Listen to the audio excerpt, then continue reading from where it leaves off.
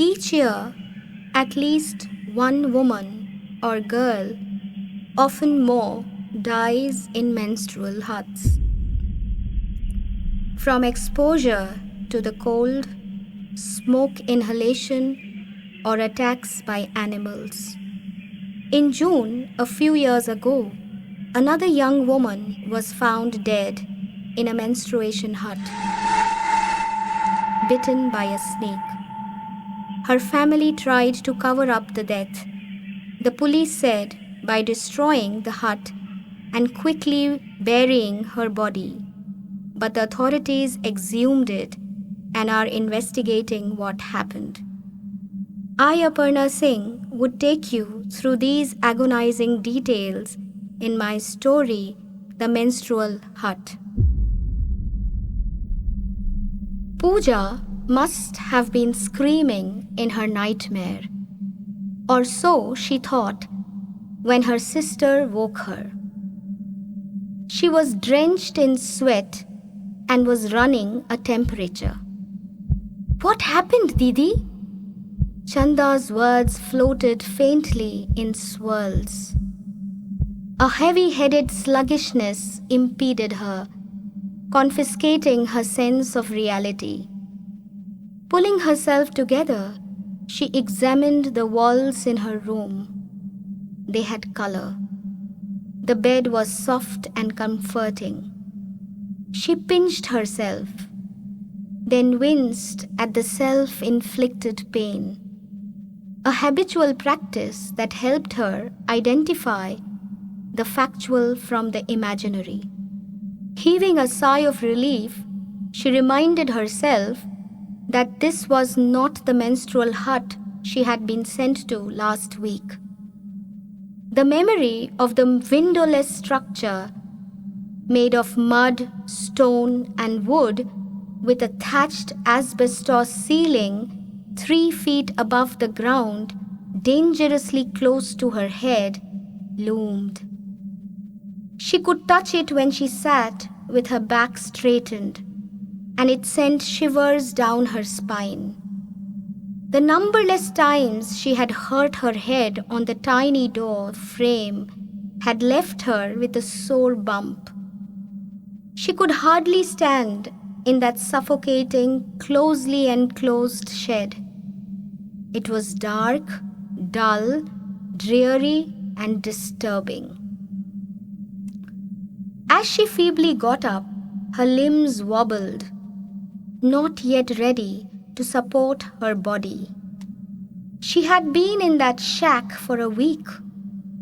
Memories faded in her vision. Those leaking, dilapidated, crumbling interiors. They came to her in pieces.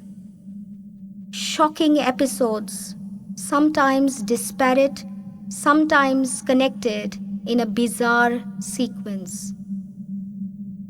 It was the month of July this time. The sky had been frightfully unforgiving that day. The rain began as a slow, monotonous rattle on the asbestos overhead. But in no time it was banging her eardrums with the ruthless insistence of wartime explosions.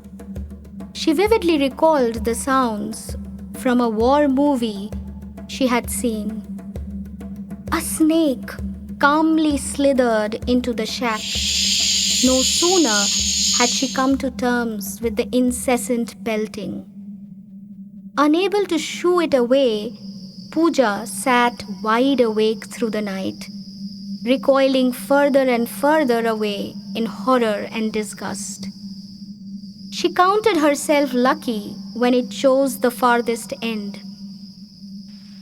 Thankfully, it was not in a mood to enjoy her company. Mortified, she had crouched at the precarious edges of her bed-like edifice.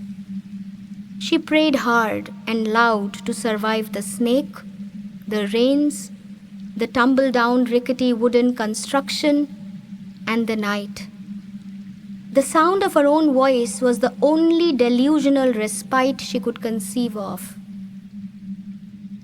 The next few days, she agonized over the lack of toilet facilities and the absence of her family to share her discomfort with. She could only imagine what it would be like to brave the rains and go to the nearby pond in case she felt the urge to urinate in the dead of night. She had broken into tears and often cried herself hoarse. At times, her stomach would churn with cramps, and at other times with hunger. Amma would only bring her food after she was done with the household chores. Puja was not allowed to touch water taps to wash herself. She had to wait for someone to open them for her. The information she had meticulously gathered about menstrual hygiene was invariably thrown out the window. The literal irrelevance of this expression dawned on her with a comic exigency. The menstrual huts or shacks, after all, were devoid of windows. It is reason that has been thrown out of these regulated beliefs, she corrected herself, just to keep her sense of humor alive. The normality of it all surprised her. With every passing month, she understood how inevitable this was. But how could this be anything but cruelty? Her sense of logic failed her. She asked her mother about it and received answers, all ranging from the vague, the absurd, to the outright outrageous. At times, the heavy unspoken despair that clung to her in the form of an emotional absence bordering on indifference frustrated Puja. She could hardly make sense of the incomprehension on her mother's face when Puja explained the meaninglessness of this heartless practice. Her mother and her grandmother too had stayed in that hut during these days. They were excluded from social and religious functions and were refused entry to temples, shrines, and even their own kitchens. An age-old tradition that could not be questioned. After all, how could they anger the gods? How could they incur the community's wrath? What if they were ostracized? Moreover, wasn't it their own impurity that led to their seclusion? She wished Chanda would never bleed. She wished Chanda would never have to go to the hut. She dreaded her next menses and wished they would never arrive again. But hadn't Amma told her that her body was now ripe for motherhood? Hadn't Amma been inquiring about it for the last few months? Hadn't she expressed joy and relief with the arrival of Menarche? Her neighbor from Nepal, a feisty young woman who had migrated to their village last year after the devastating earthquakes, had narrated the events of a relentlessly cold night in the shack. She had had only a thin blanket to cover herself with. She couldn't get a wink of sleep.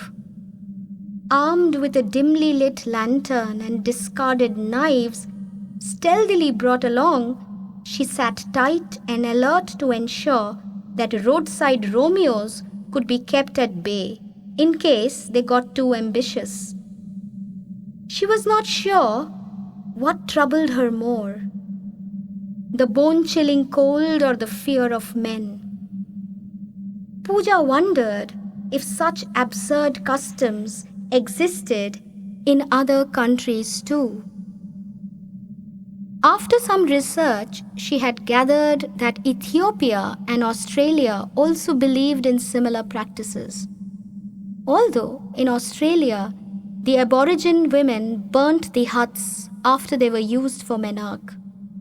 Luckily, living in these huts was a one-time experience for them.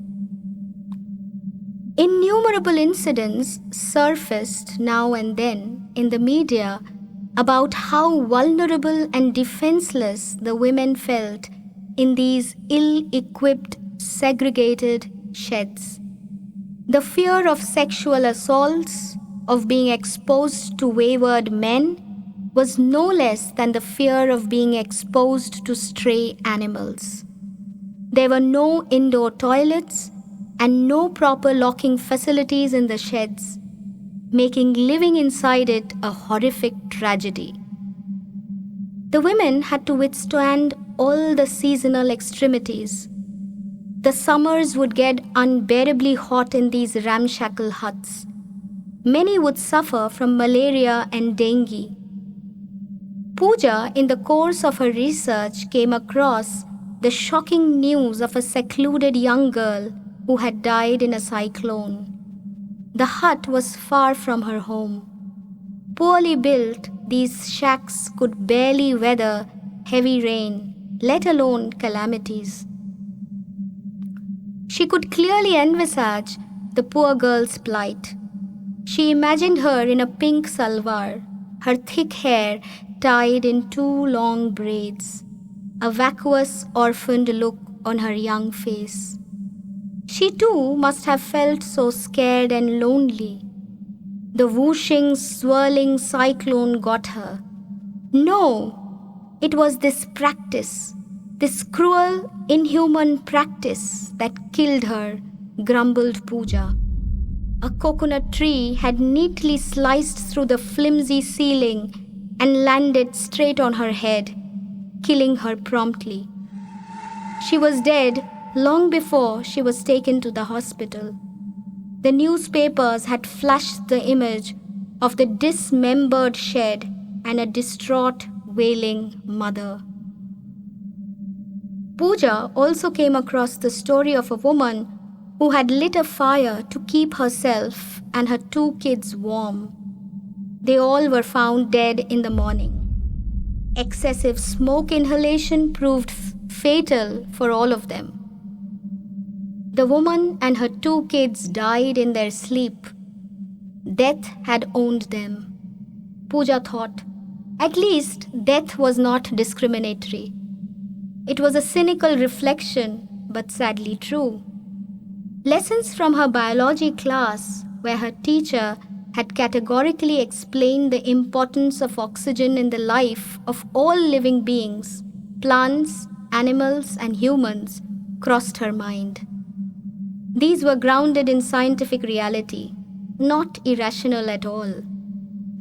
Apart from the uninhabitable conditions in the shacks, she would miss more than 80 days of school every year, and going to school was only one in the list of many forbidden acts.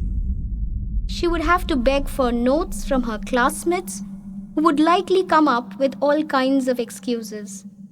With so much of the syllabus completed, especially with the exams around the corner, how was she expected to make up for all that she had missed?